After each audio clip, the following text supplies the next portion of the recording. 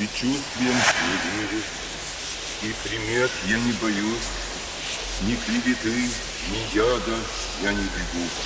На свете смерти нет, бессмертны все, бессмертно все.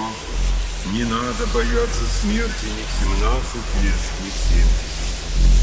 Есть только я и свет, ни тьмы, ни смерти нет на этом свете.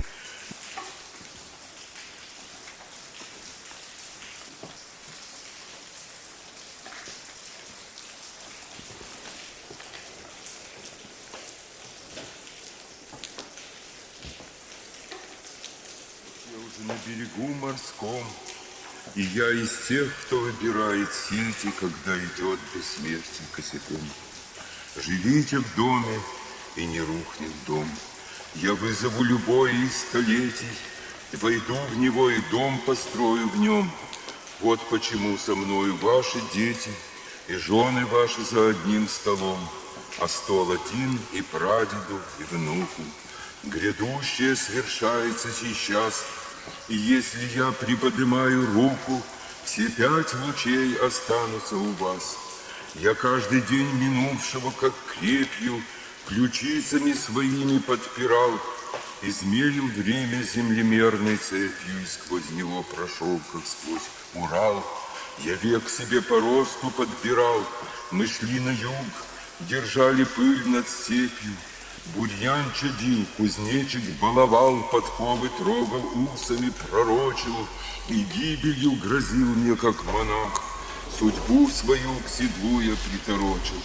Я и сейчас в грядущих временах, как мальчик, предстаю на стену. Мне моего бессмертия довольно, чтоб кровь моя из века в век текла. За верный угол ровного тепла я жизнью заплатил бы своевольно, когда ее летучая текла меня как нить посадила.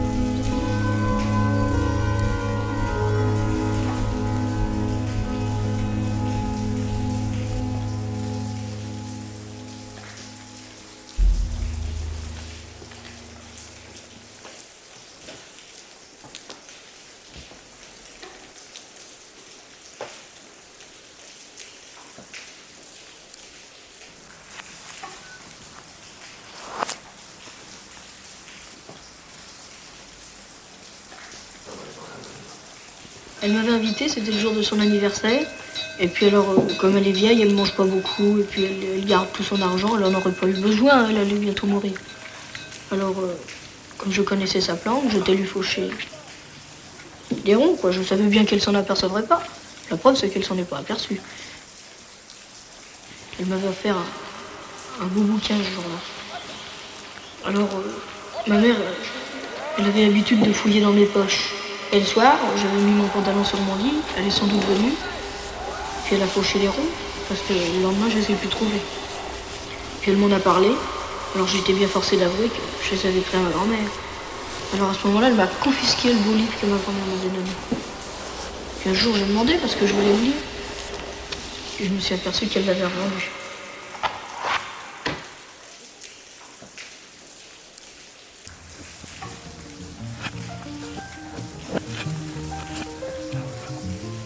Une fois de plus, avec Pickpocket, Robert Bresson, le célèbre metteur en scène d'un condamné à mort s'est échappé, a fourni au milieu cinématographique un joli sujet de conversation.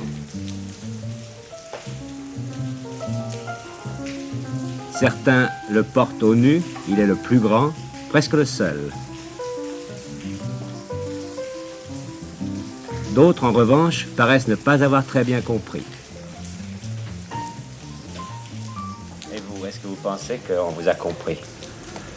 Je ne sais pas si j'ai été compris, mais il s'agit de moi ou du film. Si c'est le film, je pense que... Commençons par le film. Je préférerais qu'on sente un film avant de le comprendre. C'est-à-dire que les sens interviennent avant l'intelligence. Qu'avez-vous voulu faire sentir dans Pickpocket? Je crois que plutôt qu'une histoire que j'avais à raconter, je voulais faire sentir cette atmosphère qui règne autour d'un voleur, cet air qui donne de l'angoisse, du malaise. Vous avez connu un voleur? Je crois que j'ai connu plusieurs voleurs, mais on ne s'en aperçoit qu'après, une fois qu'on a été volé. Quand vous les connaissiez, vous ne sentiez rien? Si, justement, et je me rappelle un après-midi à la campagne où j'étais dans une pièce avec mon hôte et une troisième personne et nous avions tous les deux le sentiment que cette troisième personne ou allait voler ou avait déjà volé. Qu'est-ce qui vous donnait ce sentiment? Quelque chose d'extrêmement mystérieux et curieux que je ne peux absolument pas dire. C'est cela que j'ai voulu